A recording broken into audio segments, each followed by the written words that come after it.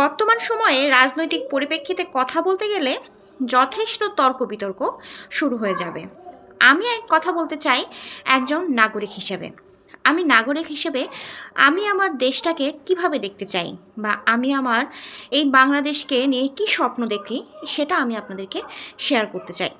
তো যেহেতু 12ই ফেব্রুয়ারি আমাদের আসন্ন ত্রয়োদশ নির্বাচন, তো এই নির্বাচনে এখন বর্তমানে ক্ষমতার জন্য লড়ছে বিএনপি আর জামাত। তো আমার দিক থেকে আমি বিএনপিও সাথেও যুক্ত নই বা জামাতের সাথেও যুক্ত নই। আমি একজন সাধারণ মানুষ এবং এই দেশের একজন সাধারণ নাগরিক। তো নাগরিক হিসেবে আমি আমার প্রত্যেকটা দায়িত্ব কিন্তু সঠিকভাবে করছি। ট্যাক্স দেওয়া থেকে শুরু করে দেশের আইন কানুন মানা থেকে শুরু করে একটা ভালো দেশে একটা সুনাগরিক যেসব দায়িত্ব পালন করে থাকে আমি কিন্তু তার সবটাই করছি। তো তার পরিপ্রেক্ষিতে আমি আমার সরকারের কাছ থেকে বা যে আমাদের দেশটা শাসন করবে তাদের কাছ থেকে আমি কি আশা করি সেটাই আমি শেয়ার করতে চাই। আমি একজন নাগরিক হিসেবে যে দলই ক্ষমতায় আসুক না কেন তাদের কাছে আশা করি একটা সুশাসন ব্যবস্থা যেন বাংলাদেশে চালু হয়। বাংলাদেশে সুশাসন খুবই প্রয়োজন, কারণ বাংলাদেশে দুর্নীতি বাড়ছে, তারপরে বাংলাদেশে নারী নির্যাতন বাড়ছে। বাংলাদেশের প্রত্যেকটা সেক্টরে যেন সবাই নিজেদের আখের গোছাতে ব্যস্ত, কেউ কারোর কথা ভাবছে না। তো এই যে একটা এটা হচ্ছে কিন্তু বাংলাদেশের যেহেতু আইন কানুন ব্যবস্থা বা বাংলাদেশের বিচার ব্যবস্থা কঠোর নয়, যার জন্যই কিন্তু মানুষ এই প্রতিনিয়ত দুর্নীতির সাথে যুক্ত হয়ে যাচ্ছে। আমার প্রশ্ন হলো, কোনো দেশের আইন কানুন যদি বা বিচার ব্যবস্থা যদি মানুষ ভয়ই না পায় তাহলে মানুষ তো ক্রাইম করবেই, মানুষ তো অন্যের সাথে যুক্ত হবেই।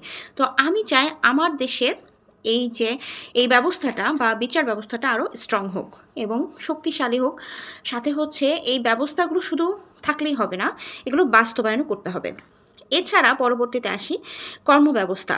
আমি চাই আমাদের দেশে যেসব বেকার মানুষ আছে তাদের সবারই কর্মব্যবস্থা হোক। বিশেষ করে যারা এখন উঠতি বয়সে আছে তারা কিন্তু বেশিরভাগই সব টিকটকে নাচ গান করছে বা ব্লগ ভিডিও করে তাদের ইনকাম করার চিন্তা করছে। কেন করবে না? এখানেই তো টাকা বেশি বা অল্প সময়ে ক্যারিয়ার করা যায়। তো আসলে তো এরকম হওয়া উচিত নয়। আমাদের দেশে যেই শিক্ষা ব্যবস্থাটা ছিল সেই শিক্ষা ব্যবস্থাটা নড়বড়ে হয়ে গেছে। তো সেই শিক্ষা ব্যবস্থাটা ভালো করতে হবে এবং এই শিক্ষা ব্যবস্থা দিয়েই যেন অনার্স মাস্টার্স করে একটা স্টুডেন্ট বেকার হয়ে বসে না থাকে, সেদিকে খেয়াল রাখতে হবে সরকারকে। না হলে কিন্তু আমাদের দেশে এই যে অল্পতেই ইনকাম করার যে রাস্তা, টিকটক করা, ব্লগ করা, এই জাতীয় কন্টেন্ট ক্রিয়েটর কিন্তু বেড়ে যাবে। আমি বলছি না এই প্রফেশনগুলো খারাপ, অবশ্যই এই প্রফেশনগুলো ভালো, কিন্তু একটা বয়সের পরে। যেহেতু এখন ছোটরাও টিকটকে চলে আসছে বা অনেক অল্প বয়সে যারা পড়াশোনা বাদ দিয়ে টিকটকে চলে আসছে, আবার অনেকে আছে টিকটক করতে যায় অনেক ঝুঁকি নিচ্ছে, কেউ আত্মহত্যা করছে বা অনেক বিপদে অ্যাক্সিডেন্ট হয়ে যাচ্ছে অনেক কিছু করতে যেয়ে বা অনেক ভুল পথে চলে যাচ্ছে। এগুলো কিন্তু আটকাতে হবে। আর আরও একটা চাই যে নারীর নিরাপত্তা।